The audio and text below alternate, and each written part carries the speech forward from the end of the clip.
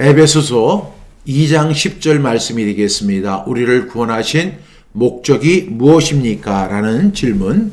그리고 우리는 이렇게 대답합니다. 시작. 에베소서 2장 10절 말씀. 우리는 그가 만드신 바라 그리스도 예수 아래서 선한 일을 위하여 지으심을 받은 자니 이 일은 하나님이 전에 예비하사 우리로 그 가운데서 행하게 하려 하심이니라. 에베소서 2장 10절 말씀. 아멘 아멘. 많은 성도들이 속으로 이렇게 삽니다. 나는 더 잘해야 돼. 나는 뭔가를 보여줘야 해.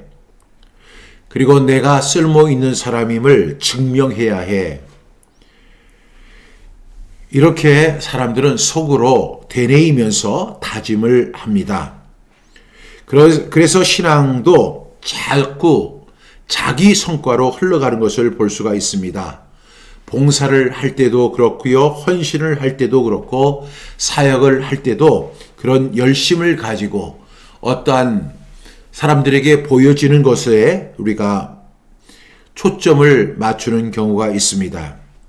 그러다 보면 어느 순간에 그것들이 은혜의 열매가 아니라 자격을 증명하는 도구로 전락하게 되는 것을 볼 수가 있습니다. 그런데 오늘 우리가 함께 선포한 에베소 2장 10절은 그런 신앙생활을 정면으로 돌려놓습니다. 우리의 방향을 확 바꿔놓는 모습을 보게 됩니다. 우리는 내가 만든 사람이 아니라 하나님이 만든 사람이라는 사실을 성경은 이야기하고 있습니다. 또한 선한 일은 내가 만들어내는 업적이 아니라 하나님이 준비하신 길이다. 이렇게 설명하고 있죠. 오늘 말씀은 더하라는 압박이 아니고요. 나는 무엇이며 무엇을 위해 존재하는가 이런 자기를 세워주는 다시 자기를 이렇게 바라보는 올바른 정체성을 회복하는 시간이라고 믿습니다. 오늘 에베소서 2장 10절 첫 마디가 뭐예요? 우리는 그가 만드신 바라 이렇게 이야기합니다. 이 말씀을 다른 성경에서는 이렇게 설명하죠. 나는 하나님의 작품 포이에마비다 이렇게 이야기합니다.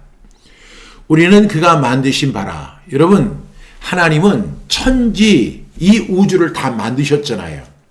그렇다고 본다면 하나님은 보통 기술쟁이가 아니에요. 여러분 손재주가 없는 사람이 물건을 만들면 그 물건도 보잘것없는 물건이 되잖아요.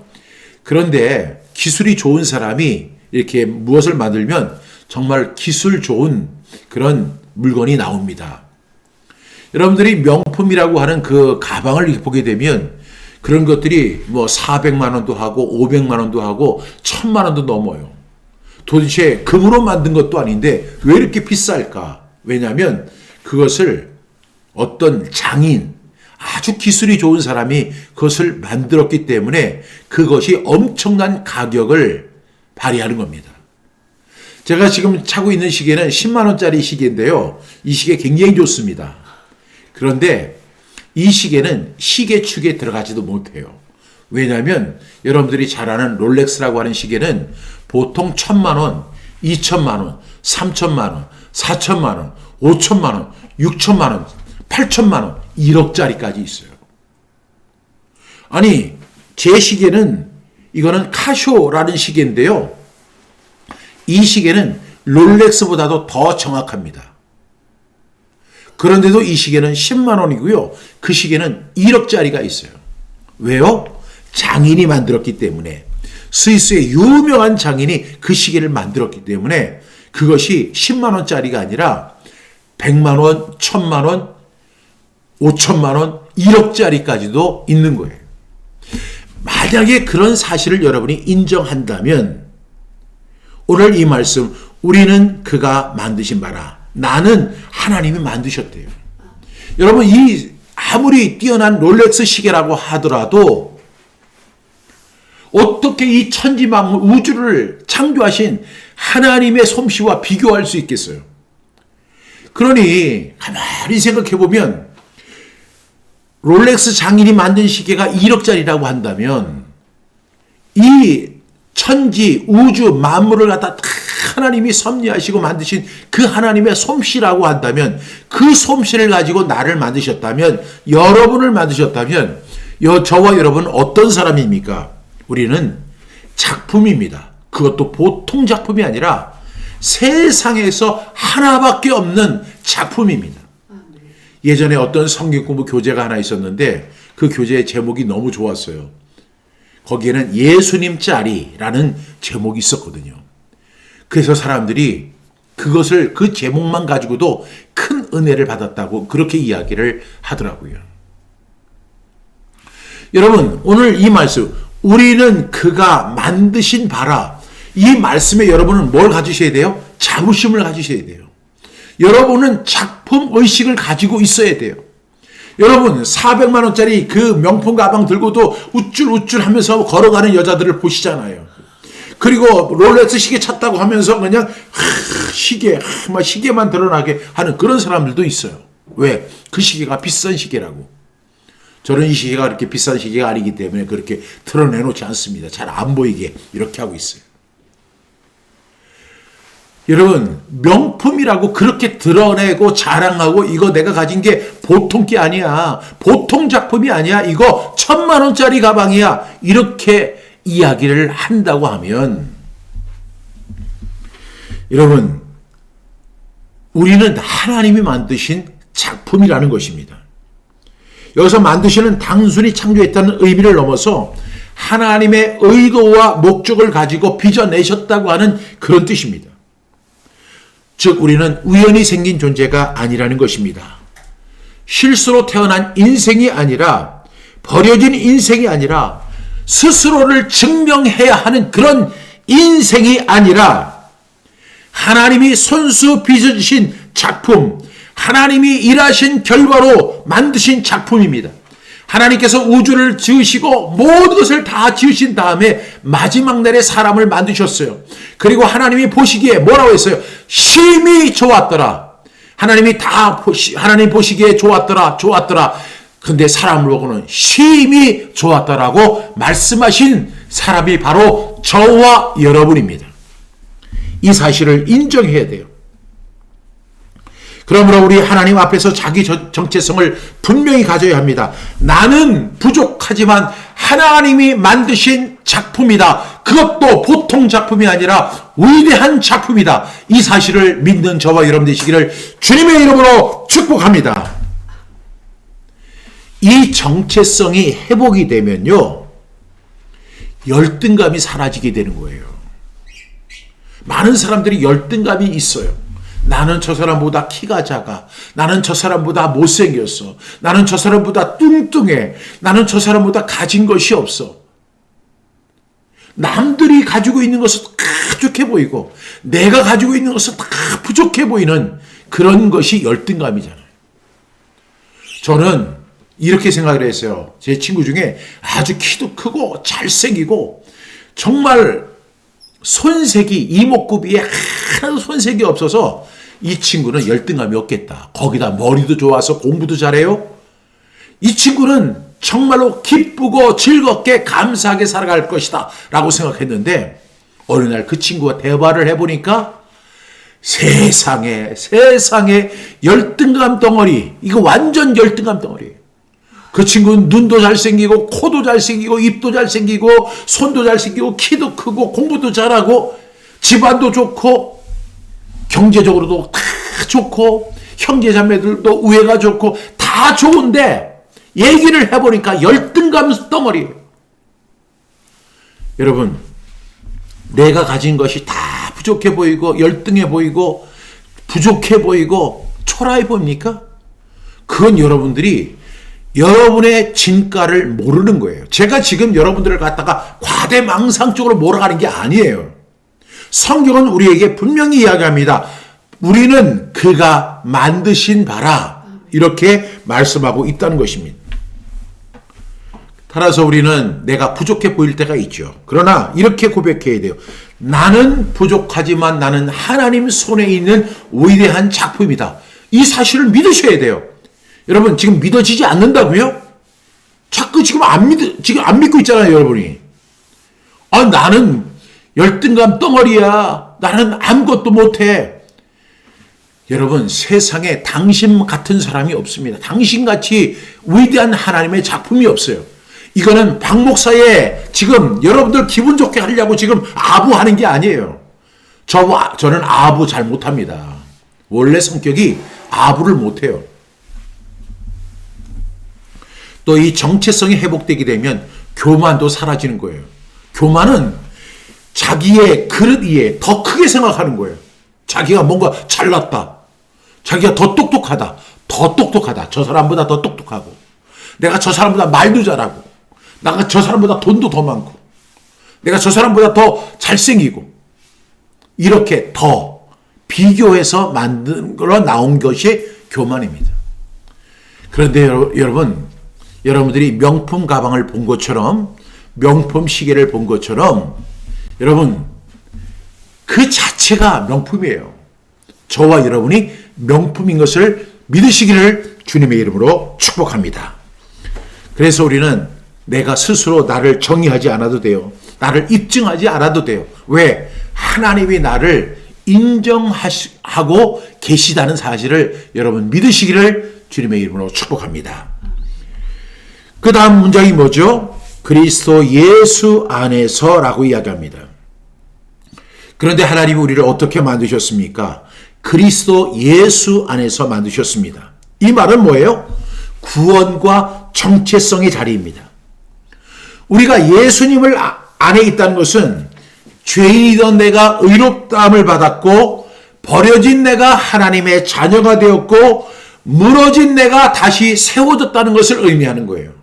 믿으시기를 축복합니다. 여러분들이 지금 안 믿고 있잖아요, 지금. 그러니까 지금 자꾸만 초라하게 생각하고, 지금 자기 자신을 갖다 비하하잖아요. 지금 이 설교 듣는 사람들 정신 차리세요. 여러분, 우리가 그리스도 예수 안에서 있다는 것은 죄인이던 내가 의롭다함을 받았다는 것이고, 그 다음에 버려진 내가 하나님의 자녀가 되었다는 것이고, 무너진 내가 다시 세워졌다는 것입니다. 이 사실을 믿으셔야 합니다. 그래서 그 다음에 나오는 말씀이 선한 일을 위하여 지으심을 받았나니, 이렇게 이야기하는 것은 내가 예수 안에서 잘해보려는 것이 아니라 이것은 자동적으로 이어졌다는 것입니다. 여러분, 어떤 사람이 이런 얘기를 해요. 어머니, 왜 저를 낳으셨나요? 이렇게 이야기하는 사람들이 있어요. 내가 태어난 것이 내가 태어나고 싶어서 태어났어? 우리 엄마 아빠가 사랑을 해서 내가 나온 결과물이지? 이렇게 이야기하는 바보 같은 사람들이 있어요. 여러분, 그렇지 않습니다. 그리스도 예수 안에서 선한 일을 위하여 하나님께서 저와 여러분을 작품으로 만드셨다는 거예요. 이 사실을 믿으셔야 하는 줄로 믿습니다. 그래서 예수 안에서 흘러나오는 새 생명의 열매가 바로 나라는 것입니다. 우리 엄마 아빠가 사랑해서 나온 그런 어떤 결과물이 아니고, 할 수 없이 그냥 나는 나오고 싶지 않았는데 그냥 우리 부모가 그냥 꾸역꾸역 이렇게 밀어서 세상에 나와서 이 힘든 세상을 살아가고 있다, 그렇게 생각하는 것이 아니고요. 예수 안에서 흘러나오는 새 생명의 열매가 바로 나라는 사실입니다. 그래서 그리스도 예수 안에서 선한 일을 위하여 지으심을 받은 사람들입니다. 여러분, 신앙이 힘든 이유는 종종 이것이죠. 예수 안에 있으면서도 삶은 항상 예수님 밖의 기준, 그게 뭐예요? 비교하는 거. 저 사람은 나보다 더 열심히야. 저 사람은 나보다 더 성실해. 저 사람은 나보다 더 훌륭해. 저 사람은 나보다 더 좋은 성격을 갖고 있어. 비교하는 거. 그 다음에 인정하는 거. 인정받기를 원하는 거. 저 사람은 인정받는 사람이야. 근데 나는 인정을 못 받아. 그러니까 자기를 비하하게 됩니다. 또한 성과로도 판단하죠. 여러분, 그런데 이런 비교나 인정이나 성과로 이렇게 평가하는 것은 이것은 그리스도 예수 안에 있는 것일까요? 그리스도 밖에 있는 것일까요? 그리스도 밖에 있는 거예요. 그걸 맞춘 거예요, 지금. 이거 엄청난 사건이에요. 여러분, 그러니까 지금 여러분들이 이걸 잘 알아야 돼요. 지금 비교하고 인정받고 뭐 성과 그런 것은 그리스도 예수 안에 있는 게 아니에요. 그리스도 예수 안에서는 그런 비교도 없고 성과도 없고 인정받는 것도 없어요. 그냥 그리스도 예수 안에 있기만 하면 이러한 결과가 나온다는 사실을 오늘 에베소 2장 10절은 우리에게 설명하고 있습니다. 여러분, 이 사실을 꼭 기억하는 저와 여러분 되기를 주님의 이름으로 축복합니다. 그 다음 말씀이 뭐예요? 선한 일을 위하여 지으심을 받았다. 이 말은 어떤 의미냐면 구원은 목적이 아니라 출발이라는 거예요. 이 사실을 우리가 많은 경우 알아야 되는데 왜 구원파가 문제가 되냐면 구원만 받으면 된대. 구원만 받으면 개판처럼 살아도 천국 갈 수 있다는 거예요. 하늘나라 생명책에 이름만 기록이 되면 이 세상에서 그냥 개판치고 살아도 구원받았으니까 예수님 때문에 의롭다함을 받았으니까 천국 간다는 거예요. 여러분, 구원은 목적이 아니라 출발입니다. 이 사실을 우리가 분명히 알아야 돼요. 우리는 선한 일을 위하여 지으심을 받은 사람입니다. 여기서 선한 일은 착한 일 몇 개 하는 것이 아니고요. 하나님이 기뻐하시는 삶의 방향 전체를 말하는 거예요. 어떤 게 있을까요? 하나님 사랑하는 거죠. 이웃 사랑하는 거죠. 진실과 정직으로 살아가는 거죠. 용서와 화해를 하며 살아가는 거죠. 거룩하고 절제의 삶을 살아가는 거죠. 섬김과 충성의 삶을 살아가는 거죠. 복음을 증거하며 살아가는 것이죠. 이런 것들이 바로 선한 일이라는 거예요. 착한 일 몇 개 해놓고 나는 하나님 앞에서 착한 일 많이 했어. 내가 여러분은 잘 모르겠지만 내가 어느 집사가 어렵다고 해서 내가 돈 10만 원 갖다 줬어. 그래놓고 나서 나 선한 일을 했어요, 주님. 그건 당연한 거야, 그냥. 그 10만 원 주고 나서 100만 원 생색내지 말고 10만 원 줬으면 오른손이 한 거 왼손이 모르게 하는 거예요. 괜히 잘난 척하면서 우쭐대면서 그거는 선한 일이 아니야. 만약에 그런 마음이 선한 일이라고 생각하면 이미 그 상 받은 거야. 끝난 거야. 땡이야. 이렇게 이야기하는 거예요. 여기서 보니까 그리스도 예수 안에서 선한 일을 위하여 지음받은 거, 이거는 착한 일 몇 개 하고 의로운 일 몇 개 하고 교회에서 안 보는데 자기가 혼자 청소 다 해놓고 그리고 나서 나 허리가 너무 아파. 어제 교회 청소 너무 열심히 했더니 그게 선한 일이 아니라니까요. 많은 사람들이 그런 걸로 생각을 하니까 사람들이 안 볼 때는 잘 안 해. 하나님이 보시든 말든 그건 필요 없어요. 왜냐하면 사람들이 보고 인정해 줘야 되니까. 그거는 가짜 그리스도인들이 갖는 전형적인 사기꾼 태도예요. 그렇게 살지 않기를 바랍니다. 여기서 그리스도 예수 안에서 선한 일을 위하여 지으심 받았다. 이거는 뭐냐? 하나님 사랑하는 거죠. 이스라엘에 들으라 우리 하나님 여호와는 오직 유일한 여호와이시니 너는 마음을 다하고 뜻을 다하고 힘을 다하여 내 하나님 여호와를 사랑하라. 예수님 말씀하셨죠. 또한 내 이웃을 내 이웃같이 사랑하라. 내 몸같이 사랑하라. 이보다 더 큰 계명이 없느니라. 이게 선한 일이에요.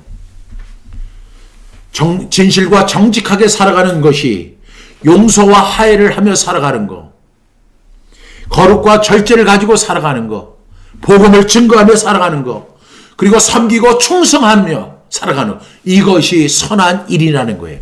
이 일을 위해서 우리가 부름을 받은 것입니다. 지음을 받은 것입니다. 문제는 우리가 그렇게 살지 못한다는 것이죠. 여러분, 여기서 중요한 균형이 있습니다. 균형, 이게 뭐냐면 밸런스라는 거죠. 우리는 선한 일을 해서 구원받는 게 아니고 구원받았기 때문에 선한 일을 한다는 것입니다. 시작. 우리는 선한 일을 해서 구원받은 것이 아니라 구원받았기 때문에 선한 일을 한다. 시작. 우리는 선한 일을 해서 구원받은 것이 아니라 구원받았기 때문에 선한 일을 한다. 아멘. 이 사실 믿으면 아멘 하세요. 아멘. 그럼 된 거예요. 오늘 이 설교의 내용이 바로 그거예요. 여러분, 구원은 끝이 아니라 뭐라고 했죠? 시작입니다. 출발입니다. 그래서 은혜는, 내가 받은 은혜가 있죠. 나를 멈추게 하는 것이 아니라 나를 하나님이 기뻐하시는 길, 선한 길로 인도한다는 사실을 믿는 저와 여러분 되기를 축복합니다. 세 번째, 그 다음에 이제 이것은, 이 일은 하나님이 전에 예비하사, 이런 말씀이 나오죠. 근데 여기 정말 놀라운 말이 나오죠. 이 일은 하나님이 전에 예비하셨다. 우리는 보통 이런 생각을 합니다. 내가 계획을 잘 세워야 돼. 우리가 2026년을 시작할 때 꼭 달력 같은 걸 사고, 그 다음에 캘린더 같은 걸 이렇게 사고, 이렇게 스케줄표를 사잖아요. 내가 계획을 잘 세워야지 2026년을 내가 멋지게 살아갈 수 있어. 내가 길을 잘 만들어야 돼. 내가 기회를 만들어서 그 기회를 놓치지 말아야 돼. 여러분, 그거는 여러분의 생각입니다. 성경은 그렇게 이야기하지 않아요. 성경은 뭐라고 이야기하느냐? 하나님이 길을 이미 예비하셨다라고 말씀합니다. 여러분, 이 선한 일은 내 열심으로 새로 개척하는 것이 아니라 하나님이 나를 그렇게 만드신 거예요. 내가 하나님이 만드신 그 길을 걸어가는 것입니다. 그 길을 발견하고 순종하며 걸어가는 것이 바로 하나님의 뜻이라는 거예요. 그래서 이 일은 하나님이 전에 예비하신 것이다. 그러니까 여러분, 신앙생활을 가만히 보면 신앙생활이 뭐가 가냐면은, 내가 이번에 선교회 회장이 됐어. 그럼 선교회 회장답게 뭘 해야 돼? 열심히 해야 돼. 그렇게 하다 보면 자기 또 이제 생업이 있잖아요. 자기 생업. 그 생업을 하다가 또 교회 일도 하려고 하다 보니까 이게 막 이제 바쁠 때가 있어요. 근데 내가 오늘 그 생업 때문에 늦게 도착을 하고, 또 요번에는 내가 출장을 가서 참석을 못했어. 저 지방에 가서 스카이를 하는 바람에 이번에 참석을 못했어. 그러면 사람들이 뭘 해요? 레이저를 막 쏘는 거야. 아니, 이번에 그 직분을 맡았으면 직분을 충성되게 감당해야지. 아니, 지 먹고 살자고 그거 한다고 지방에 내려가가지고 이번에 참석하지 못해? 그러면서 레이저를 쏘면서 압박을 하는 거예요. 그러다 그렇게 몇 번을 이렇게 하다 보면 마치 어떤 모임을 갖는다든가 예배를 드린다든가 기도회에 참석한다든가 이런 것들이 다 뭐가 되냐면 압박이 되는 거예요. 압박. 그래서 거기에 참석하면 착한 사람, 좋은 사람, 책임 있는 사람 이렇게 되고, 여차여차해서 내가 가고 싶은데 나도 또 사정이 있고 생업이 있고 내가 또 약속한 것이 있으니까 못 갈 수도 있는 거지. 여러분, 이 말을 여러분 오해해가지고 약속을 갖다 어기란 얘기 아닙니다. 그건 악한 일이에요. 여러분, 신앙은 압박이 아니에요. 신앙은 뭐냐 하면 동행입니다. 여러분, 하나님이 전에 예비하신 그 길을 어떻게 해야 돼요? 우리가 걸어가는 거예요. 나 혼자 가는 게 아니라 우리가 함께 가는 거예요. 그래서 이것을 동행이라고 이야기하는 거예요. 하나님이 전에 예비하사, 그 다음 말씀이 뭐예요? 우리로 그 가운데서 행하게 하려 하심이라. 하나님의 뜻은 분명하죠. 우리로 그 가운데서 행하게 하려 하심이라. 하나님이 예비하신 길을 걷게 하려 하심이라. 하나님이 예비하신 길이 뭐라고 했죠? 하나님을 사랑하고 이웃을 사랑하고 진실과 정직으로 살아가고 용서하여하고 거룩과 절제를 하고 섬기와 충성을 다하고, 그리고 이제 복음을 증거하는 그런 선한 일을 하나님이 예비해 놓으신 거예요. 그 길을 우리가 걸어갑니다. 그리고 나 혼자 가는 것이 아니라 함께 가는 거죠. 그래서 뭐라고 부른다고요? 동행이라고 이야기하는 것입니다. 여러분, 믿음은 행함으로 이렇게 걸어가는 길입니다. 그렇다면 우리는 어떻게 걸어야 돼요? 순종을 작게 시작하는 거예요. 내가 할 수 있는 하나하나부터 순종하면서 가는 거예요. 미전 이 세상을 나에게 주소서, 이 민족을 내게 주소서, 그렇게 거창하게 하면 안 돼요. 많은 사람들이 뭐 이 민족을 내게 주소서, 그럼 주면 어떻게 할 건데? 그것도 한번 생각해 봐야 될 거 아니에요. 하나님 세계를 나에게 주옵소서, 뭐 이렇게 얘기를 해가지고, 그럼 세계를 주면 뭐 할 건데? 그 사람들 밥이나 먹일 수 있어? 그것도 못하면서 무슨 이 민족을 내게 주소서, 그렇게 거창하게 그렇게 하지 말라는 거예요. 하나님이 예비하신 길을 두벅 걸어가면 되는 거예요. 큰 비전만 바라보다가 오늘을 놓치지 마시기 바랍니다. 하나님의 길은 오늘의 작은 순종에서 열리는 것입니다. 그러면 어떻게 말씀으로 방향을 설정할 수 있을까요? 우리 성경 암송의 365 거기에 들어오면 그 매일매일 주시는 말씀이 있잖아요. 그 말씀을 따라 그래 이 길을 걸어가는 거예요. 한 걸음 한 걸음 걸어가는 거예요. 그것이 바로 순종의 길이고, 그것이 바로 믿음의 길이고, 그것이 바로 말씀의 길이고, 그것이 하나님이 전에 예비하신 선한 길인 줄로 믿으시기를 주님의 이름으로 축복합니다. 그런데 가만히 생각해 보면 하나님의 길은 감정이 아니라 믿음입니다. 많은 사람이 뭔가 이렇게 뜨거워지고 후끈후끈해지고 그 다음에 날랄랄라 이렇게 하면은 참 좋아하는데, 말씀을 암송하게 되면 한결같이 고백하는 게 있어요. 방언이 그치더라는 거예요. 여러분, 선한 일을 증명하지 마시고 열매로 나타내는 저와 여러분 되기를 주님의 이름으로 축복합니다. 사람의 인정이 목적이 되면 사람은 금방 지쳐요. 왜? 사람은요, 만족한 사람들이 아닙니다. 내가 오늘 이렇게 일을 잘했더니, 와, 오늘 잘했네. 근데 내가 그 다음에 2도 잘했더니, 어이구, 이것까지 잘했네. 그러다가 내가 3까지 하니까, 와, 이 사람 이것까지도 잘하네. 그러다가 내가 오늘은 2밖에 못해서, 아니, 저번에는 3까지 그렇게 잘하더니 왜 오늘은 2까지밖에 못해, 이 바보야. 막 이렇게 하는 것이 인간인 거예요. 그러니까 사람의 인정을 따라가면 사람은 어떻게 돼요? 지치는 거예요. 그냥 하나님이 전에 예비하신 그 길을 그냥 한 걸음 한 걸음 힘들지만 걸어갈 때 거기에서 하나님의 은혜가 나타나는 것입니다. 하나님이 예비하신 길, 하나님이 준비하신 길이라는 확신이 있으면 사람은 지치지 않습니다. 오래 갑니다. 특별히 성경 암송은 길 걷기 훈련이에요. 길을 걷는 거예요. 성경 암송의 길, 성경 암송의 힘, 그러니까 그 길을 걸어가는 거예요. 하루에 한 절. 여러분의 그 머리의 형편을 제가 잘 알기 때문에 하루에 10절 이렇게 얘기 안 해요. 그렇다고 여러분의 또 자존심을 무너뜨리기 위해서 하루에 반절 이렇게는 또 안 한다고요. 여러분들의 그 용량이 하루에 한 절 정도는 되거든요. 그래서 그 길을 여러분 이렇게 암송하게 하면 지치지 않습니다. 성경 암송은 뭐라고요? 길 걷기 훈련입니다.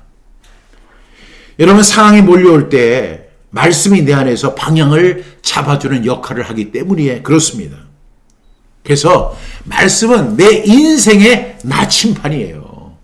그래서 그 길을, 그 나침판을 보면서 한 걸음 한 걸음 걸어가는 거예요. 앞으로 어떤 길이 펼쳐질지 나는 아무것도 몰라요. 내일 어떤 일이 벌어질지 나는 몰라요. 그러나 중요한 것은 그 말씀을 붙들고 한 걸음 한 걸음 걸어가면 그 길이 순종의 길이고, 그 길이 말씀의 길이고, 그 길이 믿음의 길이고, 그 길이 하나님이 예비하신 선한 길이라는 사실을 여러분들이 발견하게 될 줄로 믿습니다. 여러분들 에베소 2장 10절 말씀 너무나 잘 아는 말씀인데, 오늘 제가 이 말씀을 통해서 여러분의 그 기존에 가졌던 고정관념들을 많이 깨트려 버리려고 노력을 했어요. 여러분, 내 인생은 우연이 아닌 예비하신 길이다. 이 사실 꼭 믿으세요. 오늘 에베소 2장 10절은 우리에게 한 문장으로 정리해줘. 나는 하나님의 작품이다. 나는 예수 안에서 새로 지음받았다. 하나님이 미리 준비하신 선한 길이 있다. 나는 그 길을 걷도록 부름받았다. 이것이 오늘 말씀의 핵심인 것입니다. 그래서 저와 여러분이 이렇게 결단해야 돼요. 주님, 제가 길을 만들어 애쓰지 않게 하여 주시고 주님이 예비하신 그 길을 걷게 하여 주시옵소서. 우리가 PRS 센터를 건립하는 이유도 마찬가지예요. 건물 자체가 그 목표라고 하면 우리는 지쳐 쓰러질 수밖에 없는 거예요. 그런데 하나님이 예비하신 선한 일을 위하여 준비된 삶을 세우는 일이 바로 PRS 센터를 세우는 일이라면 우리는 평생을 해도 거치지 않습니다. 하나님이 예비하신 길을 걷는 공동체, 그리고 저와 여러분이 되기를 주님의 이름으로 축복합니다. 기도하겠습니다. 사랑하시는 주님, 우리가 주님의 작품임을 믿게 하시니 감사합니다. 그러므로 예수 안에서 새로 지음받은 자로 살게 하여 주시옵소서. 선한 일을 통해 자신을 증명하는 마음을 내려놓게 하시고 하나님이 전에 예비하신 길을 믿고 순종하며 따라가게 하여 주시옵소서. 오늘의 작은 순종을 시작하게 하시고 말씀으로 방향을 분별하게 하시고 우리의 삶이 하늘 아버지께 영광 돌리는 열매가 되게 하여 주옵소서. 오늘 주신 말씀 감사하며 예수님의 이름으로 기도합니다. 아멘.